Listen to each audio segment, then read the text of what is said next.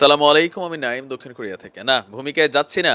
আল্লামা শফি হুজুরের একটা বক্তব্য দিয়ে শুরু করি, যে বক্তব্য দিয়ে আল্লামা শফি হুজুর অনেক বিতর্কিত হয়েছিলেন। আর এই টাকলা মুরাদের মতন মানুষরাই সবচেয়ে বেশি সেই দিন রিয়াকশন দিয়েছিল। কারণ শফি হুজুরের এই কথা তো ভাই পুরুষদের ক্ষেত্রে প্রযোজ্য। হ্যাঁ, লালা ঝরে, লালা কোথায়? অন্তরে লালা ঝরে। আর এই লালার মনে করলেন যে কাবু করার জন্য বা সেই লালাকে কাজে লাগানোর জন্য ইশারা ইঙ্গিতে বিভিন্ন ধরনের অপকর্মে যিনি জড়িত ছিল টাকলা মুরাদ, এই মুহূর্তে আপনারা জানেন যে সোশ্যাল মিডিয়াতে যিনি যথেষ্ট বিভিন্ন কারণে ভাইরাল। শুধু একবার, শুধু একবার, শুধু একবার বলো ভালোবাসি। আর টুক গাবো না, আর পারি নাই। এইবার ওয়াও, গ্রেট, হাসির মুখে পড়ব ওয়াও, মরণ ফাঁসি। ওয়াও, শুধু একবার, শুধু ওয়াও। একবার, এই তো শুধু একবার ভালোবাসি। এখন টাকলা মুরাদের হিট লিস্টে কে কে ছিল? শুধু কি নায়িকা মাহিয়া মাহি, নাকি পেছনে আরও কেউ ছিল? মাত্র তো একটা সামনে আসছে, হয়তো খুব অল্প সময়ে আরও অনেক কিছু সামনে আসবে। তবে প্রকাশ্যে খোলামেলাভাবে বাংলাদেশ চলচ্চিত্রের একজন জনপ্রিয় নায়িকা মৌসুমী সম্পর্কে তার কিছু বক্তব্য ছিল।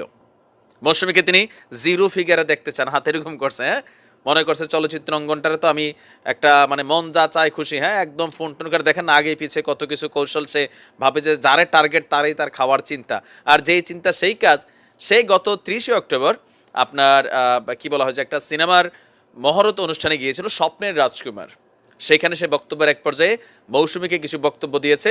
আর পরবর্তী সময় যখন দেখছে যে না মৌসুমী কানে নিচ্ছে না, আবারও 30শে নভেম্বর আরেকটা সিনেমা, এটা হচ্ছে ময়ূরাক্ষী সিনেমার মহরতে গিয়েও সে একই ভাষায় কথা বলেছে যে এরকম এরকম দেখতে চায়। এখন ওমর সানি ভাই কি বলবে?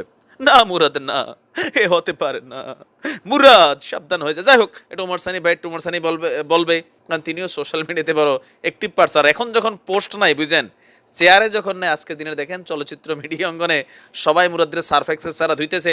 তো যাই হোক, আর খুব বেশি কথা বাড়াবো না, চলেন ফুল ক্লিপটা আসলে সেই দিন কী বলেছিল, কেনই বা বলেছিল, কেনই বা নায়িকা মৌসুমী তার টার্গেট, চলুন আমরা তার লালাঝরা দেখে আসি। আর এখনো আমাদের নায়িকার, আমি ওই দিন ওই যে মৌসুমীর নাম বলাতে অনেকেই মাইন্ড করছে। এখন মৌসুমী তো কোনো, তাকে আমি টার্গেট করে কিছু বলছি তা তো বলি নাই। আমি বলেছি একজন নায়িকার ওয়েট কন্ট্রোল করতে হবে, এটাই তো বলেছি। সবাইকে জিরো ফিগার হতে হবে আমি সেটা বলিনি। কিন্তু নায়িকার ভূমিকায় যদি এরকম মানে মোটা সোটা নায়িকা বাংলাদেশের মর্যাদা ক্ষুণ্ণ হয়, আমি নয় দেখতে সুন্দর না, আমার টাক মাথা, আমি সিনেমা করতে টরতে চাই না, আমি কখনো এই স্বপ্ন দেখিও নাই। তো যাদের মাথা ভরা চুল আছে তারা অভিনয় করবেন, অসুবিধা নেই তো, কিন্তু অভিনয়টা যেন দেখার মতো হয়, ঠিক আছে? আমার মতো যারা টাক মাথা, আমরা রাজনীতি করবো, অসুবিধা নেই, রাজনীতি করতে পারবে সবাই।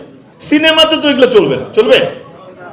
সিনেমা তো এটা একটা কি প্রদর্শনীর মতো, ইটস এ শোবিজ, তাই না? মানুষ সিনেমা দেখবে উপভোগ করার জন্য।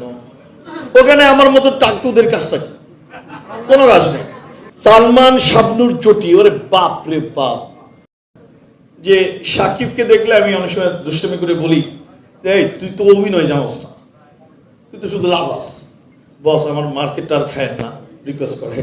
তাই বললাম যে মার্কেট খাওয়ার বিষয় না, বিষয়টা হলো যে ছবি যখন কেউ মনোযোগ দিয়ে দেখে, ওর মধ্যে যদি উপজীব্য স্টোরি কাহিনী না থাকে, তো শুধু তুমি লাফাইতেছো, নাচতেছো, গান গাইতেছো তেলাপোকার মতো, এটা তো মানে উপভোগ করার চেয়ে পেইন লাগে, পেইন। তো এই যে পেইন, এই পেইন থেকে আমরা মুক্ত হতে চাই, ঠিক আছে?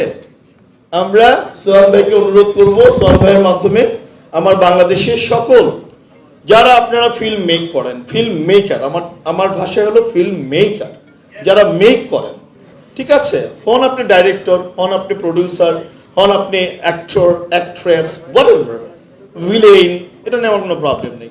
আমার বক্তব্যটা হলো যে ছবির তো একটা স্টোরি থাকবে, একটা মেসেজ তো দিবেন, বার্তা। যে ছবি দেখে আমি যখন হল থেকে বাসায় যাব তখন একটা মেসেজ নিয়ে যাব, তাই না? এইরকম মেসেজ আমি খুঁজে পাই না। রাজ্জাক, কবরী, ফারুক, আলমগীর, ববিতা, শাবানা, তারাও তো অভিনয় করতেন নাকি? স্ক্রিপ্ট আগের মতন তো থাকবে কেমনে ভাই?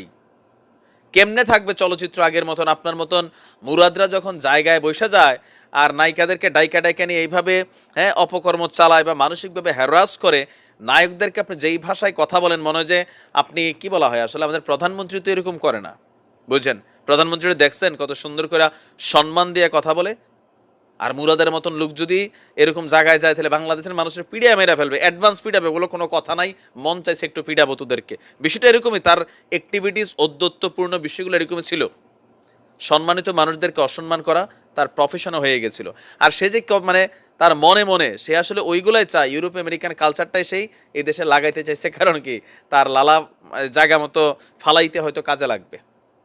এখন আজকের দিনে তার সম্পর্কে অনেক তথ্য মিডিয়াতে উঠে আসছে। আজকে সকালেও দেখেছি অনেকগুলা নিউজ। আর এর মাঝখানে আবার দেখলাম যে হঠাৎ করে একটা গ্রুপ ছবি ভাইরাল হচ্ছে, যেখানে আমাদের চিত্রনায়ক রুবেল, জায়েদ খান, মিশা সওদাগর, চিত্রনায়ক ইমন, সকলের মাঝখানে প্রতিমন্ত্রী মুরাদ। এখন অবশ্য অনেক কিছু আসবে, অনেক কিছু যাবে।